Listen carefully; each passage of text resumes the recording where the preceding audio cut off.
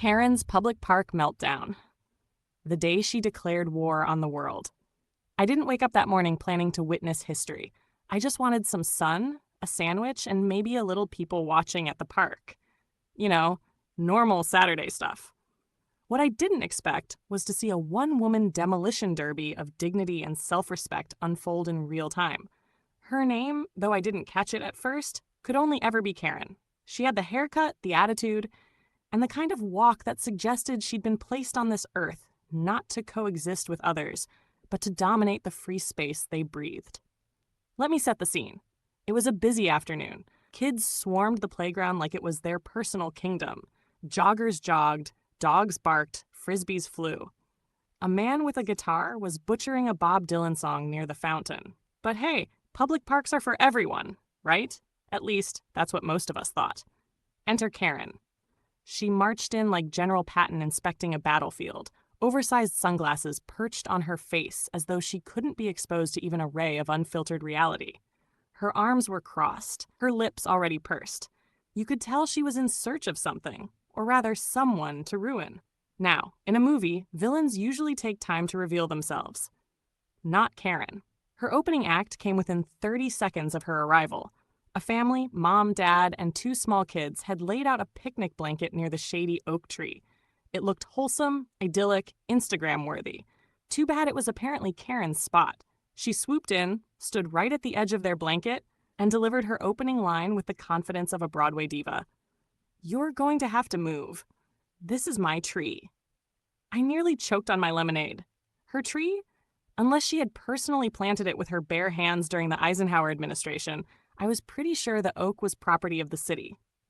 The dad looked confused. The mom blinked. One of the kids offered Karen a grape, because children are better than all of us. Karen, of course, recoiled like it was poison.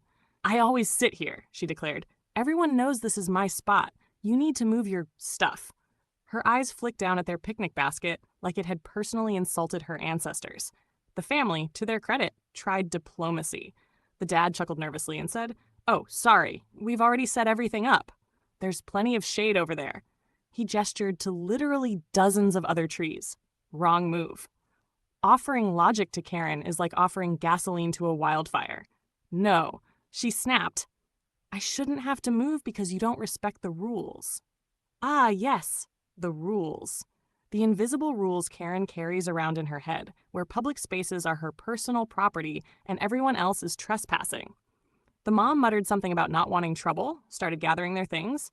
But then, bless them, a teenager sitting nearby with earbuds and yelled, "Hey lady, it's a park, not your backyard." And that was the spark. Karen turned, eyes narrowing into slits. "Excuse me, did you just disrespect me?" The teen, unfazed, shrugged and went back to his phone. The kid was my hero. Now at this point, I was just an innocent bystander on a bench, enjoying the show. But Karen wasn't done. Oh no, she pivoted from attacking families to attacking canines. A golden retriever bounded past her chasing a ball, its leash trailing behind. Pure joy in motion. Unfortunately, joy is Karen's kryptonite. That dog should be on a leash. She shrieked at the owner, who was clearly standing 5 feet away holding the leash, having just unclipped it to throw the ball. The owner, a chill-looking guy in board shorts, said, "Relax, it's a designated off-leash area." Karen's reply? "Not when I'm here." I swear, she actually said that. She might as well have declared herself the sheriff of Parks and Recreation Land. The dog returned, tail wagging, ball in mouth. Karen stepped back like it was a rabid wolf. "That thing almost attacked me," she cried. The retriever, by the way, hadn't even looked at her. If anything, the poor dog seemed embarrassed. At this point, a small crowd was gathering. People paused their jogs, slowed their bikes, stopped tossing frisbees. It was like the universe itself knew entertainment was about to go down. And I, humble narrator, took another bite of my sandwich and thought, this is better than Netflix. Act 2. The vendors having failed to evict the family or outlaw dogs, Karen decided to escalate to her next victims, the food trucks parked along the path. She stormed up to the ice cream vendor first. He was a teenager working a summer job, wearing a paper hat that sagged with the weight of minimum wage. "I want a double scoop chocolate cone," Karen demanded. "Sure," he said, smiling, scooped it up, and handed it to her. Karen licked it once, then frowned like she'd just tasted betrayal. This isn't chocolate. This is dark chocolate. I can't eat this. It's literally labeled dark chocolate on the board, the poor kid said, pointing. Karen leaned forward, voice dripping with menace. Are you trying to poison me? And I, from my bench, thought, yes, Karen. Dark chocolate is the silent assassin of our time. The vendor tried again. I can get you milk chocolate instead. No, she interrupted. I shouldn't have to ask for the right thing. You should know what people want. That's customer service. She then slammed the cone on top of his cart like it was a declaration of war. It slid pathetically down the side, dripping chocolate tears onto the pavement. Somewhere, Willy Wonka wept. The vendor's boss, a burly guy in his 50s, came over, took one look at the scene, and simply said, Ma'am, you need to leave. Gasoline? Meet fire. Karen's voice rose 2 octaves. Are you denying me service? That's illegal. I'll sue you. The burly guy shrugged. Okay. And that was that. Karen huffed, puffed, and spun on her heel, muttering about Yelp reviews that would end his business. Because, as we all know, a single 1-star review from Karen is the nuclear option. Act 3. The meltdown. By now, the crowd had grown to at least 50 people. Phones were out. Cameras were rolling. Karen, drunk on the fumes of her own outrage, was oblivious. She marched back to the playground where the family she'd harassed earlier had bravely returned.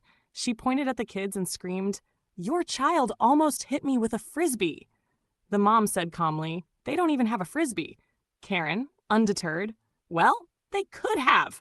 At this point, even the pigeons seemed to pause and stare. I decided, in the spirit of public service, to finally get involved. I cupped my hands around my mouth and called out, Hey, Karen, maybe the park just isn't big enough for all of us. The crowd chuckled.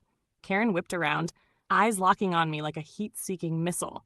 What did you say? I smiled sweetly. Just that it seems like you want the park all to yourself. Maybe you should reserve it next time. Rent it out for your fan club. The laughter spread. Karen turned beet red. She flailed her arms, pointing at everyone with a kind of reverse Oprah energy. You're disrespectful. You're disrespectful. And you! She jabbed a finger at the teen with earbuds. You're gonna jail. The teen didn't even look up. Legend. Finally, the park ranger arrived. A calm, uniformed woman with a clipboard, radiating the energy of someone who had seen it all before. What seems to be the problem here? The ranger asked. Karen pounced. Finally! Someone with authority. These people are harassing me. That family stole my picnic spot. That dog tried to kill me. That vendor poisoned me. And that man, she pointed at me. That man mocked me. The ranger blinked. Okay, and what exactly do you want me to do? I want them all banned from the park, Karen screeched. The ranger wrote something on her clipboard. Probably, subject clinically insane. Recommend professional help. Then, calmly, the ranger said, Ma'am, you're the one causing the disturbance. I'm going to have to ask you to leave. Gasoline. Fire. Explosion.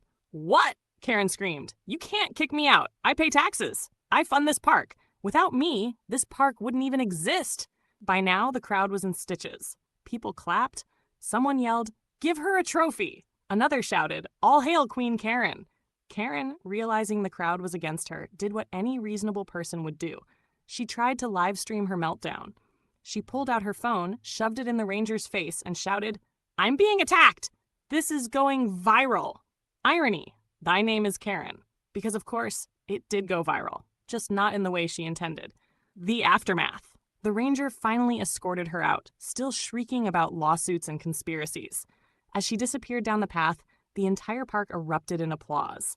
I swear, it was like we'd all just survived a natural disaster together. Within hours, the videos hit social media. Titles ranged from Karen declares ownership of public park to Woman versus Dog, the Bark Night rises. My personal favorite was a slowed-down clip of her yelling, Well, they could have! Remixed into a techno beat. By Monday, she was famous. Not the good kind of famous. The kind of famous where people cross the street when they see you coming. As for me, I finished my sandwich, stretched out on my bench, and thought, sometimes the world really does hand you free entertainment. And that, my friends, was the day Karen declared war on the world and lost. Like and subscribe, share if this happened to you or someone you know.